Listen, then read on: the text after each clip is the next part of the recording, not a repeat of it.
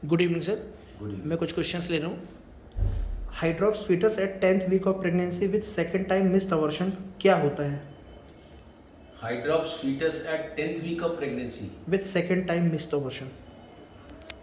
सबसे पहले तो मैं अपने YouTube देखने वाले और हमारे जितने हमारी फैमिली जैसी है YouTube के सब्सक्राइबर्स एंड ऑल सबको गणतंत्र दिवस की विशेष शुभकामनाएं देता हूं।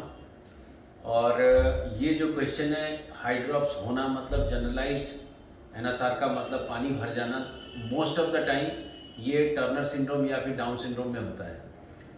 कोशिश ये की जाती है कि ये वाली चीज़ों को यदि हम जेनेटिकली टेस्ट करके देख लें तो ये एग्जैक्टली क्या हुआ था जाना जा सकता है। बट नॉर्मली ये बच्चे क्रोमोसोमली डिफेक्ट रहते हैं, इसलिए इनका टर्मिनेशन हो जाता है। सर मेरे 2 ऑपरेशन हो गए हैं एक्टोपिक प्रेगनेंसी से, दोनों ट्यूब निकाल दी गई हैं, शादी को 4 साल को हो गए हैं, अब क्या करना चाहिए? IVF करा लेना चाहिए, क्योंकि दोनों ट्यूब यदि निकल गई हैं आपके पास केवल एक ही ऑप्शन है कि आप IVF या टेस्ट ट्यूब बेबी का सहारा लें। आईवीएफ में ईस्ट्रोजन लेवल का क्या फ़ायदा है? IVF में ईस्ट्रोजन लेवल का फ़ायदा ये रहता है कि जब मैं जैसे करता हूँ, ईस्ट्रोजन लेवल शुरुआत में ये देखना ज़रूरी होता है कि बहुत ज़्यादा बढ़ा तो नहीं है, कोई ईस्ट्रोजेनिक सिस्टिक एक्टिविटी है कि नहीं। दूसरा, जब हम इंजेक्शन देते हैं तो बहुत समय हम ईस्ट्रोजन लेवल का बीच में कर लेते हैं जांच, ताकि हमारा जो इंजेक्शन चल रहा है वो ठीक चल रहा है कि नहीं। फिर उसके बाद में जब हम पिकअप करने के लिए HCG का इंजेक्शन लगाते हैं तब भी हम ईस्ट्रोजन देखते हैं कि यदि बहुत ज़्यादा ईस्ट्रोजन है तो हाइपर स्टिमुलेशन सिंड्रोम होने का खतरा रहता है। तब हम जो ट्रिगर है वो हम HCG की जगह GnRH एनालॉग लगाते हैं। ये थोड़ा टेक्निकल है, बट चूँकि पूछा गया इसलिए मैं उसका जवाब दे रहा हूँ। सर मुझे पीसीओएस की प्रॉब्लम है, डॉक्टर ने लैप्रोस्कोपी के लिए बोला है, तो क्या लैप्रोस्कोपी के बाद सक्सेस होने के चांसेस ज़्यादा है या आईवीएफ करा लेना चाहिए? दोनों एक स्कूल ऑफ थॉट चलते हैं कि आप यदि लंबे समय के लिए थोड़ा वेट कर सकते हो तो आप लेप्रोस्कोपिक कॉन्ट्राइजेशन करा सकते हो। अदरवाइज मेरा पर्सनल व्यू ऐसा रहता है कि मैं प्रो IVF हूँ PCOS में, क्योंकि IVF से एम्ब्रियो भी बन सकते हैं, प्रेगनेंसी भी हो सकती है और IVF के ट्रीटमेंट के कारण नेचुरल प्रेगनेंसी के चांसेस भी बढ़ते हैं। सर आईवीएफ सक्सेस होने के लिए एम्ब्रियो का ग्रेडिंग कौन सा होना चाहिए?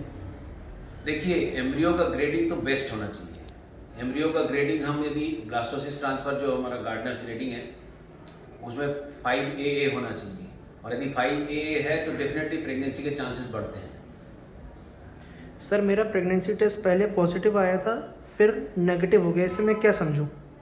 इसको आप केमिकल प्रेगनेंसी समझें और इसको अबॉर्शन समझें। ऐसी अबॉर्शंस, ऐसी चीज़ें नेचुरल प्रेगनेंसीज में भी होती रहती है जो आप नोटिस नहीं करते हो, पर IVF में चूंकि हम इसको फॉलो करते हैं इसलिए ये हमको दिखाई देता है।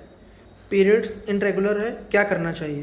पीरियड यदि इरेगुलर है तो आपको इन्वेस्टिगेट कराना चाहिए कि आपका रेगुलरिटी में पीरियड क्यों नहीं आ रहा, आपका किस चीज़ का हार्मोन, कौन से हार्मोन का इम्बैलेंस है, क्योंकि हार्मोन का प्रॉब्लम है बोल के केवल छोड़ देना ठीक नहीं होता। सर आपका वे ऑफ ट्रीटमेंट बहुत अच्छा है, समझाने का तरीका। क्या आपकी दिल्ली में कोई ब्रांच है? नहीं, हमारी कोई ब्रांच नहीं है और ब्रांच हो भी नहीं सकती, क्योंकि आप ब्रांच खोल के वो क्वालिटी नहीं दे सकते हैं।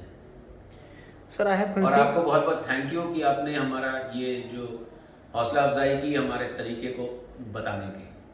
आई have conceived naturally, I am 10th week pregnant, मुझे मलेरिया हुआ है, क्या मैं क्लोरोक्विनीन की टैबलेट ले सकती हूँ? थोड़ा सा कंट्रोवर्शियल है, बट मलेरिया से बचना बहुत ज़रूरी है, और यदि क्लोरोक्विन का टैबलेट आपको लिखा गया है तो आप ज़रूर ले लीजिए।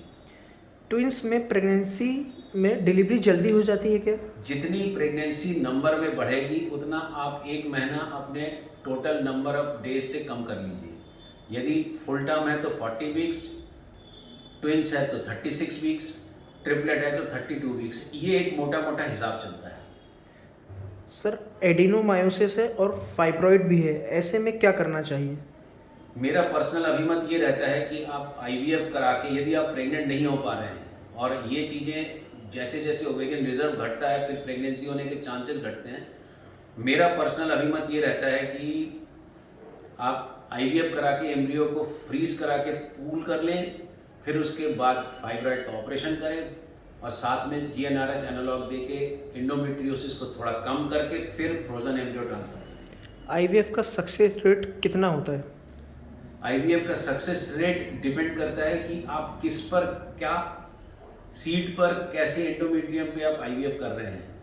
यदि सब कुछ बहुत अच्छा रहता है, यदि एम्ब्रियो अच्छे बनते हैं, तो ये 60-70% तक चला जाता है। प्रॉब्लम ये होती है कि जो हमसे आईवीएफ कराने आते हैं, उनका यदि एएमएच कम हो या फिर स्पर्म में प्रॉब्लम हो, तो डेफिनेटली फसल तभी अच्छी होगी जब बीज और जमीन अच्छा होगा, तगड़ा होगा। यदि वो मजबूत नहीं है तो डेफिनेटली सक्सेस होने के चांसेस घटते हैं।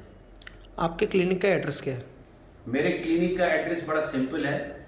जबलपुर जो शहर है ये मध्य प्रदेश में स्थित है, और ये जो नया क्लिनिक है ये रेलवे स्टेशन के एकदम पास है। यदि आप प्लेटफॉर्म नंबर 1 की तरफ से बाहर आएंगे तो वॉकिंग डिस्टेंस में है। सुनने के लिए बहुत बहुत धन्यवाद। यदि आप ये चैनल अभी तक देख रहे हैं तो इसको, यदि आप सब्सक्राइब नहीं किए हैं तो सब्सक्राइब कीजिए प्लीज़, और इसको शेयर करिए ताकि दूसरों को ये बातें पता चल सके। सुनने के लिए बहुत बहुत धन्यवाद।